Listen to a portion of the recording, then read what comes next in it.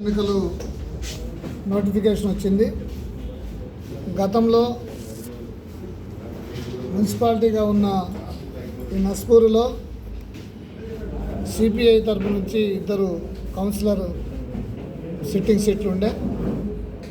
ఈసారి కూడా రాష్ట్ర పార్టీ నిర్ణయం మేరకు కాంగ్రెస్ పార్టీతో కలిసిపోవాలని పైనుంచి ఆదేశాల ప్రకారం ఇక్కడ కాంగ్రెస్ పార్టీతో కలిసిపోవటానికి ఇటు ఏఐటీసీ యూనియన్గా అటు సిపిఐ పార్టీగా ప్రయత్నం చేయడం జరిగింది. కానీ సీట్ల సర్దుబాటులో కాంగ్రెస్ పార్టీ మేము అడిగిన సీట్లను ఇవ్వకుండా కేవలం ఒకే ఒక సీటుని ఇవ్వటం అని ప్రతిపాదన చేయడం కొంత కార్మిక వర్గంలో అసంతృప్తిగా ఉంది. ముఖ్యంగా ఈ ప్రాంతం కార్మిక వర్గ ప్రాంతం. సుమారు 10,000 మంది కార్మికులు, దగ్గరగా 40,000 మంది కార్మిక కుటుంబాలు ఉన్నాయి ఈ ప్రాంతం.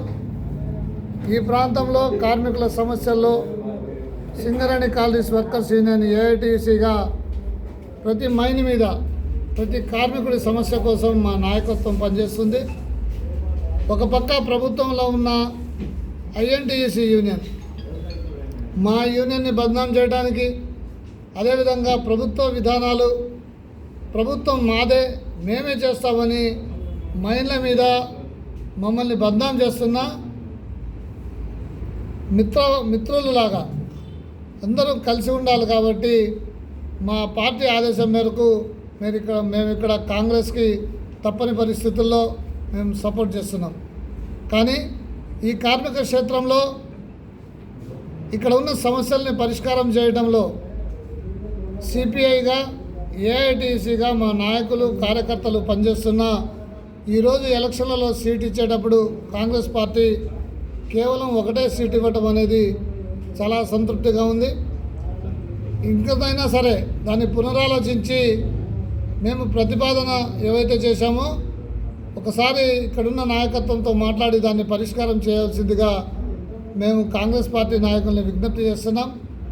అదేవిధంగా సింగరేణిలో ఈ ప్రాంతంలో ఉన్న సిఎస్ఆర్ నిధుల్ని ఎఫెక్టివ్గా వాడాలంటే ఇక్కడ ప్రజాప్రతినిధుల పాత్ర ఎక్కువగా ఉంటుంది.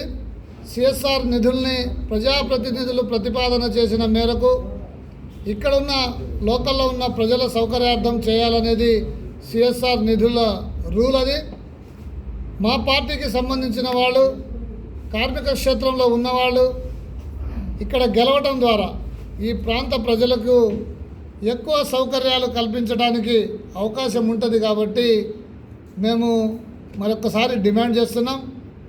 అదేవిధంగా గతంలో ఈ మున్సిపాలిటీలో 2 మా కౌన్సిలర్లు మా పార్టీ తరపు నుంచి ఉండి ఈ ప్రాంతంలో ఉన్న 25 మంది కౌన్సిలర్లలో దేనికి తగ్గకుండా మిగతా వాళ్ళు, ఎక్కువగా మహిళలు, మిగతా వాళ్ళు ఇక్కడ ఉన్న సమస్యల మీద అవగాహన లేని వాళ్ళే ఉన్నారు. మా కౌన్సిలర్లుగా ఉన్న 2 ఎప్పటికీ కార్మిక వర్గంలో ప్రజల్లో ఉన్నవాళ్ళు ఈ మున్సిపాలిటీలో జరిగిన అనేక సమస్యల మీద మాట్లాడటం, అనేక అవినీతి వాటి మీద మాట్లాడటం, ప్రశ్నించడం జరిగింది. వాళ్ళు పనిచేసిన వార్డులలో ఈ ప్రాంతంలో అన్ని వార్డుల కన్నా ఎక్కువ అభివృద్ధి కార్యక్రమాలు చేసిన వాళ్ళు.